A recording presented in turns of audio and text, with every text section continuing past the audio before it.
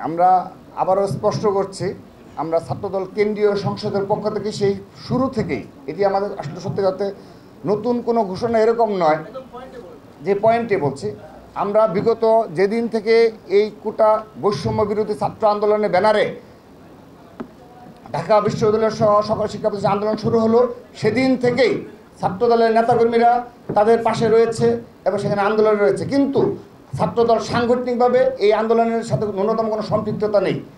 ছাত্রদল সর্বাত্মকভাবে এই সাধারণ শিক্ষার্থীদের পাশে রয়েছে, এই আন্দোলনে রয়েছে। কিন্তু আমরা সাংগঠনিকভাবে, ছাত্রদল সাংগঠনিকভাবে কোনো তৎপরতা নেই, সাংগঠনিকভাবে আমাদের কোনো সম্পৃক্ততা নেই। আগামীতেও ছাত্রদলের সাংগঠনিকভাবে কোনো তৎপরতা আমরা করব না, কিন্তু বরাবরের ন্যায় আমরা তাদের সাথে অবশ্যই যৌক্তিক আন্দোলনের মাঠে থাকব। আপনারাই গতকাল নিউজ করেছেন যে শহীদুল্লাহ হলে এবং কার্জন হলে যে সংঘর্ষ হয়েছে, সেখানে ছাত্রদলের সর্বাত্মক অংশগ্রহণ ছিল, তারাই নাকি সংঘর্ষ ঘটিয়েছে। এবং অধিকাংশ মিডিয়ায় ছাত্রদল, ঢাকা বিশ্ববিদ্যালয় ছাত্রদলের বিপ্লবী সিনিয়র সহসভাপতি, সিনিয়র যুগ্ম সাধারণ সম্পাদক, সাংগঠনিক সম্পাদক সহ অনেকের নামও উল্লেখ করেছে, ছবিও উল্লেখ করেছে। তাহলে এরা কারা? হ্যাঁ, শুধু তাই নয়, সেই সংঘর্ষে অনেকে আহত হয়েছে। তো সেখানে আমরা নেই না আছি, আমার মনে আপনাদের যে গতকাল সহ বিগত সময়ে আপনারা যে নিউজ করছেন সেই নিউজে উঠে এসেছে। কিন্তু আপনাদের মাধ্যমে একটি বিষয় স্পষ্ট করতে চাই, ছাত্রদল এখানে কোনো ক্রেডিট নিতে যাচ্ছে না। আমরা আমাদের ব্যানার ব্যবহার করে কিংবা ছাত্রদল কোনো ক্রেডিট নিতে চাচ্ছে না। আমরা চাই এই একটি যৌক্তিক আন্দোলনের শেষ পরিণতি হোক, এবং আমরা চাই, ছাত্রদল চায় এই বৈষম্য বিরোধী ছাত্র আন্দোলনের ব্যানারেই এই আন্দোলন সফল হোক এবং এই কোটা প্রথা বিলুপ্ত হোক এবং তাদের দাবি পূরণ হোক। সেখানে আমরা আলাদাভাবে এই মুহূর্তে আরেকটি বিষয় বাস্তবতা আমি আপনাদের উল্লেখ করি, আপনারা অবগত রয়েছেন, বিগত 16টি বছর এই ছাত্রদল এই ফেসিবাদের বিরুদ্ধে লড়াই করছে, সংগ্রাম করছে, গুম হচ্ছে, প্রতিনিয়ত তারা হামলা মামলার শিকার হচ্ছে।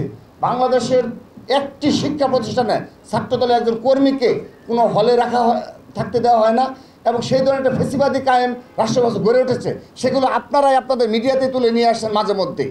তো সেখানে সেই বাস্তবতায় আজকে আমরা যদি ছাত্রদল কেন্দ্রীয় সংসদের ব্যানারে কয়েক হাজার নেতাকর্মী নিয়ে ক্যাম্পাসে প্রবেশ করি, এই পুরো ইস্যুটাই ভিন্ন খাতে চলে যাবে। সেজন্য আমাদের আনুষ্ঠানিক সিদ্ধান্ত, এই ইস্যুতে, এই কোটা বিরোধী আন্দোলনের ইস্যুতে ছাত্রদল সাধারণ শিক্ষার্থীদের এই ব্যানারেই সর্বাত্মক অংশগ্রহণ করবে।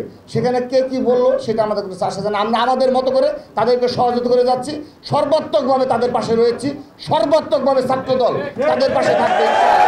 ধন্যবাদ। আওয়ামী জাহিলিয়া যুগের অবস্থান আমরা ব্যাখ্যা করছি, অর্থাৎ ছাত্রলীগ আওয়ামী লীগের অঙ্গ সংগঠন হয়ে আওয়ামী জাহিলিয়া যুগের মতো অবস্থান বিরাজ করছে। বাংলাদেশ জাতীয়তাবাদী ছাত্রদল এই আন্দোলনের শুরু থেকে সমর্থন দিয়ে যাচ্ছে, এবং আমরা বিশ্বাস করি যে এই গণতান্ত্রিক আন্দোলন ইনশাল্লাহ সফল হবে। ছাত্রলীগ, যুবলীগ, স্বেচ্ছাসেবক লীগের যে সন্ত্রাসীরা এই হামলা করছে, তারা একই সাথে আন্তর্জাতিক আইন লঙ্ঘন করেছে এবং দেশীয় আইনও তারা লঙ্ঘন করছে। এই ছাত্র জনতার যে গণ অভ্যুত্থান আপনারা দেখছেন, সেখানে বাংলাদেশ জাতীয়তাবাদী ছাত্রদল প্রথম থেকে সমর্থন দিয়ে যাচ্ছে, এবং আমরা এই সমর্থন আরও দিয়ে যাব। আমরা বিশ্বাস করি এই যে কোটা সংস্কারের যে আন্দোলন চলছে, সেই আন্দোলন ইনশাআল্লাহ সাধারণ শিক্ষার্থীরা সফল হবে।